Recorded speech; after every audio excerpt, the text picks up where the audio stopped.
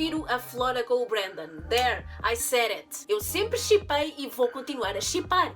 Dance. Os especialistas não são especialistas de coisa nenhuma. As coisas teriam acontecido exatamente da mesma forma se eles não estivessem lá. Antes de existirem os Minions, existiam as Pixies. E eram tão irritantes ou mais. A segunda temporada tinha tanto potencial em termos de guião, story arc dos personagens, fillers e estrutura dos episódios num todo. Podia ter sido a temporada perfeita se não fosse pelas Pixies. Os pets mágicos. Os pets mágicos. Na quinta temporada são as guardiãs do Sirenix. E na sétima temporada temos outra vez os pets mágicos, só que maiores, os animais de fada. As roupas delas estão cada vez mais curtas, os saltos cada vez mais altos, as cinturas cada vez mais pequenas e elas cada vez mais jovens. Eu sou de um tempo em que as Winx adquiriam os seus poderes através de character development e atos corajosos, adicionando um story arc muito pessoal a cada uma das fadas. O problema de cada evolução lhes dar poderes baseados em coisas diferentes é a futura utilidade ou inutilidade.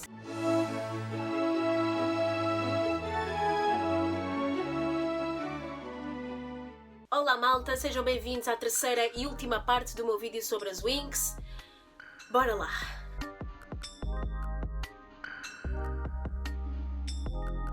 No início, elas eram uma equipa de verdade. Lutavam em conjunto, adicionando o que cada uma tinha de melhor.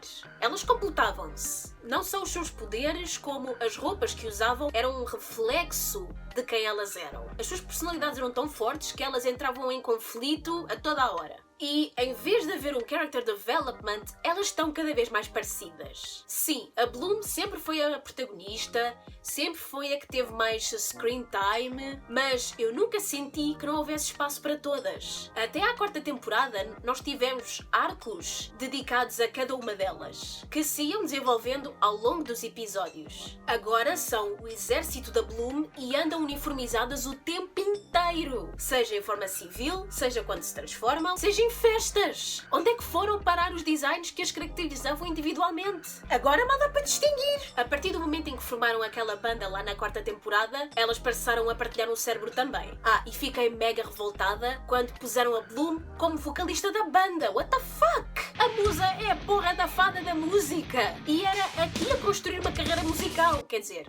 Ia na teoria, não é? O Nickelodeon também não quis ter nada a ver com isso. Se a Bloom disser vamos todas saltar da torre mais alta de Alfia sem usar os poderes, elas vão todas dizer sim! Foi a esse nível que chegamos. Ela manda, elas vão atrás. Sempre. Tudo bem que haja alguém com espírito de liderança, o problema não é esse. A dinâmica do grupo nunca foi essa. Até o primeiro genérico de abertura refletia isso. Sabem quem é a primeira a ser apresentada? A Stella. A Bloom é a quarta, eles quase que se esqueciam dela antes do genérico terminar.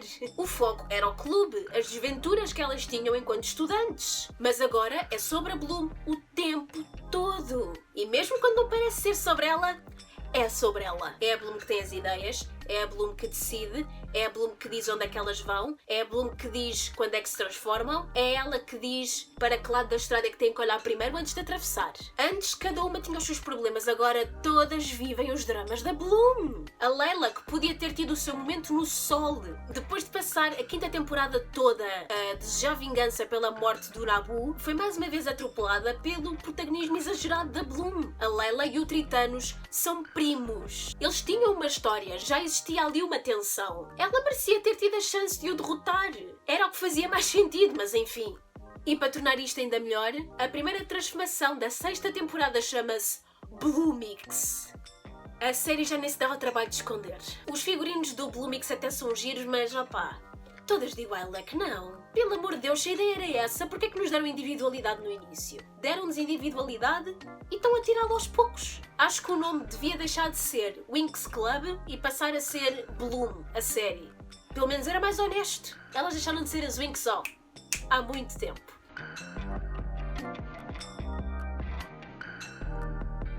A série preocupa-se cada vez mais com a mudança de figurino e os dramas com os especialistas, em vez de contar uma história. A série agora é só isso. Não é à toa que as transformações estão cada vez mais longas. No fim do Butterflix, elas até se punham a dançar.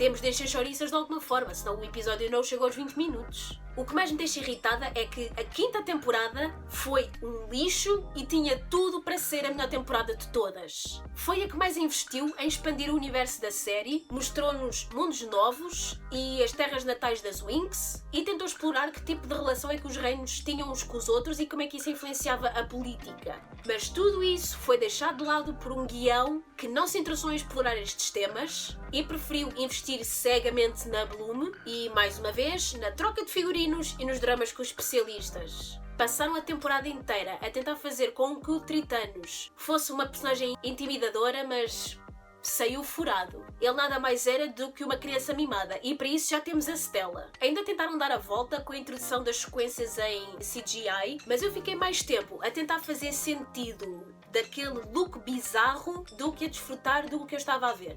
Realmente, o 3D já era usado antes, mas estava incorporado com o 2D. Era para cenários ou alguma animação adicional. Nem sempre tinha o melhor aspecto do mundo, mas sem dúvida que era melhor do que isto.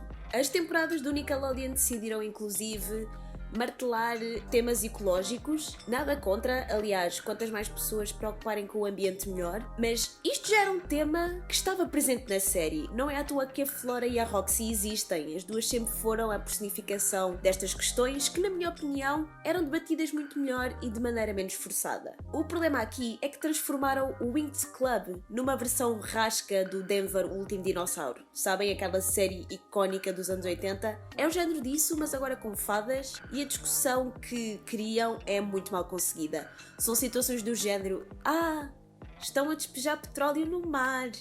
Isso é mau. A série inclui uma discussão ambiental, mas parece ter receio de realmente a discutir. Querem ser woke à força. Se fossem episódios pontuais, mas não, é a temporada toda, do princípio ao fim. A narrativa e o desenvolvimento dos personagens é, mais uma vez, empurrado para o background e em vez de uma série de fantasia, são 20 minutos de propaganda ambientalista mal conseguida. Chega a dar vergonha alheia. Mais uma vez, nada contra consciencializar as crianças, mas só gostava que a história não fosse sacrificada para isso poder acontecer. As lutas estão cada vez menos dinâmicas. Antes era de tirar o fôlego, nem sabias para onde olhar primeiro. Agora acontece tudo super devagar e é super, hiper, mega chato. Lá está.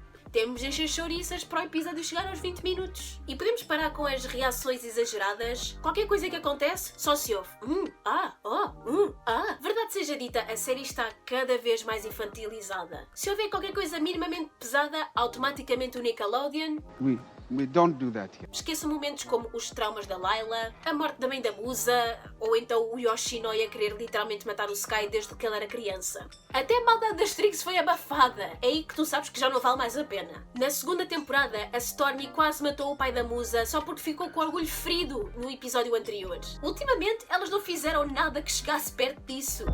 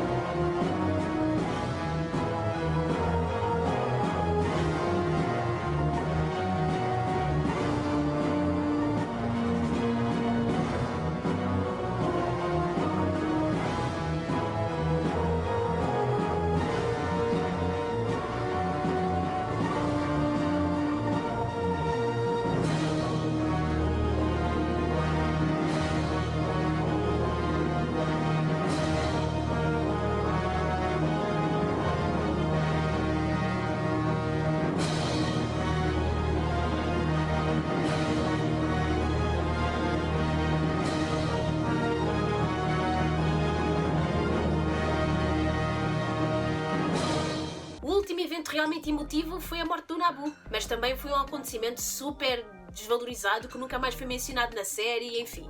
Está tudo terrivelmente previsível, o elemento surpresa desapareceu e manda cumprimentos. Um dos maiores problemas com as séries de animação agora, em que o target sejam crianças, é que os produtores e os guionistas eles tratam os miúdos como se não tivessem um pingo de inteligência ou de estofo emocional. Não se pode abordar temas mais pesados, não pode haver violência, não pode haver sangue, não se pode assustar os meninos, não se pode incluir humor negro de vez em quando, e a casa cai se houver uma relação amorosa com demonstrações de afeto. Meu Deus. Desenhos animados como o Courage, por exemplo, hoje em dia seriam cancelados depois do primeiro episódio, porque o canal ia receber 500.000 reclamações só depois dos primeiros 5 minutos. Hoje em dia é quase obrigatório que as animações sejam 100% inofensivas. Qual é a piada disso? Na minha opinião, estamos a proteger demasiado as crianças. Essas coisas como estar assustado, chorar por algum acontecimento e ver os nossos heróis serem derrotados, constrói caráter, porque os nossos primeiros heróis são os desenhos animados que nós vemos. Como é que as crianças vão conseguir formar personalidades quando aqueles que admiram são mais lisos que uma folha? Eu queria ser como a Kim Possible, como a Esmeralda, como a Megara, como as guerreiras mágicas de Reinhardt, como as guerreiras de Navegantes e até o pessoal dos Digimons. Adorava saber que espécie de exemplo é que vão tirar das Winx atuais. As antigas não eram o melhor exemplo de sempre, mas tinham personalidades fortes e caráter. As novas são uma sombra do que elas costumavam ser. Quando apareceram as primeiras imagens da 8ª temporada, os fãs espumaram de ódio e com toda a razão. A mudança, além de drástica, é um grandíssimo turn-off. Não só mudou o visual, como mudou o tom da série por completo. Já era infantil, mas agora ficou vezes 10. O Strafi justificou estas alterações, dizendo que o rumo da série teve de ser alterado porque as audiências estavam cada vez mais baixas, devido ao seu target inicial ter crescido e já não se interessar pela série e pelas crianças de agora não serem tão interessadas em programas de animação. Então a complexidade teve de baixar também para atrair um público ainda mais jovem. Claramente ele nunca ouviu falar dos brownies. Bye, bitch!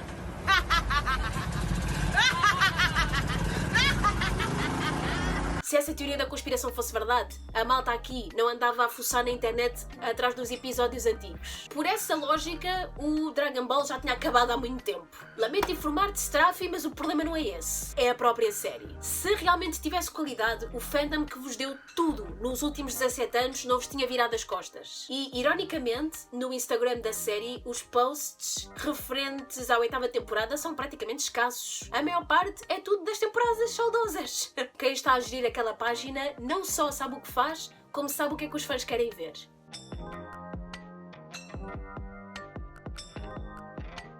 E vocês perguntam: mas não gostaste nada? Gostei? Claro que gostei. As temporadas saudosas são ótimas. Volta e meia, eu ainda faço binge dessas temporadas. Acho que o auge é mesmo na terceira, em termos de plot, animação, das transformações e vilões. O Valtor é sensacional, divo, ícone.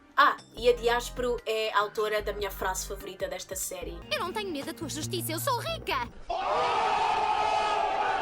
A 4ª temporada é razoávelzita, os especialistas a tentarem adaptar-se a uma vida sem magia é completamente hilário. A animação ficou mais fluida por já não ser feita à mão, mas sim em flash. O resto está bastante tremido, mas aguenta-se o suficiente para ser cativante. Mesmo depois de tantos anos, eu ainda consegui apreciar a série e divertir-me. Além de que o universo é expandido constantemente de formas bastante criativas, e por muito má que a coisa estivesse, eu não conseguia desligar-me daquilo. Era como testemunhar um acidente de carro e simplesmente não conseguir parar de olhar. A minha relação com as Winx passou a ser de amor-ódio. Eu nunca vi tanto lixo. É perfeito! Infelizmente, é difícil passar por cima das falhas que eu apontei aqui nestes vídeos. Claro que não apareceram do ar. O Charmix, perceberam? Charmix, enfim. Começou a desaparecer quando pegaram numa série de aventuras e de drama escolar com um guião do tipo Character Driven e tentaram transformar numa série de super-heróis do tipo Plot Driven. Por isso é que parecem duas séries distintas, porque no fundo são mesmo. Empurrar as escolas para o background foi das piores decisões que podiam ter tomado. #Bring Alfea, Cloud Tower and Red from back. O spin-off World of Winx, disponível na Netflix, vale a pena a espreita dela. Não precisam de ter visto as temporadas todas, é quase uma realidade alternativa aquilo. A animação está muito bem feita. Comecei a ver pelo gozo, mas depois comecei-me a interessar a sério pela história. Não chega ao nível das temporadas saudosas, mas está ali perto da qualidade da quarta temporada. E felizmente consegue compensar o péssimo trabalho feito pelo Nickelodeon. Se querem mesmo atrair a atenção de uma nova geração, então deixem os Winx saírem de Alfea e passarem o testemunho a outro grupo de fadas mais jovens. O final da quarta temporada era o momento perfeito para isso acontecer. Imaginem as Winx levarem a Roxy até Magix para o seu primeiro dia de aulas em Alfea. E até faziam um paralelo com o primeiro episódio da série. Esse podia ter sido o fim da série mesmo. Fechava o ciclo. E se houvesse uma temporada seguinte, acompanhávamos a Roxy a formar o seu próprio squad. Era uma solução prática e algo que eu iria ver com muito gosto, desde que as Winx originais fizessem aparições de vez em quando. Era o fim de uma era, mas podiam continuar com a história na mesma. Tinham side characters de sobra para fazer isso acontecer. Acho que a Roxy e a Crystal iam ser grandes amigas. Está mais do que à vista que o Nickelodeon não entendeu bem o que era o franchising e para quem era destinado. Em 3 temporadas desfizeram o trabalho de 5 anos. Já o Eugenio Straffi decidiu abandonar a série para se focar em outros projetos. Não só ele saiu, como muitos membros da equipa que estavam lá desde o primeiro dia foram descartados na 8ª temporada. A Viacom permanece como acionista da Rainbow, mas o seu envolvimento agora reduz-se à consultoria. O Winx Club era uma série com imenso potencial e tudo isso foi abandonado para vender merchandising. É triste se pensar, mas é a realidade. A única maneira de salvarem a atrapalhada que ele vai é começar do zero, um reboot total. Não vejo outra solução. Moral da história: nós temos de começar a apoiar mais as produtoras independentes para não terem que se vender às grandes corporações. Depois de anos e de desilusões, a fasquia para o live action está ao baixa, baixíssima. Não acho que consiga ser pior do que isto, até porque o Eugenio prometeu que seria algo muito mais edgy e virado para os fãs mais velhos da série, ou seja, aquela malta como eu, né, que acompanhou desde o início. Aviso já que se pelo menos uma delas não cheirar coca, eu vou ficar muito desapontada, dona Netflix. Uma série de fadas tem de ter pó mágico, pelo amor de Deus! Mas só o tempo dirá se será um improvement ou não. Eu torço para que seja sim. As Winx merecem melhor e os fãs também. Já as Witch nunca erraram e em comparação foram tratadas como lixo. Enfim, a hipocrisia. Bom pessoal, chegámos ao fim destes meus 3 vídeos sobre as Winx. Espero que tenham gostado. Comentem aqui em baixo. Deixem sugestões para próximos vídeos. Não se esqueçam de subscrever o canal e de me seguir nas redes sociais. E vamos ver no que é que este live action vai dar. Meu Deus, eu estou assustada. Estou muito assustada. As reações ao primeiro teaser já não foram boas. Vamos ver, vamos ver. Até à próxima.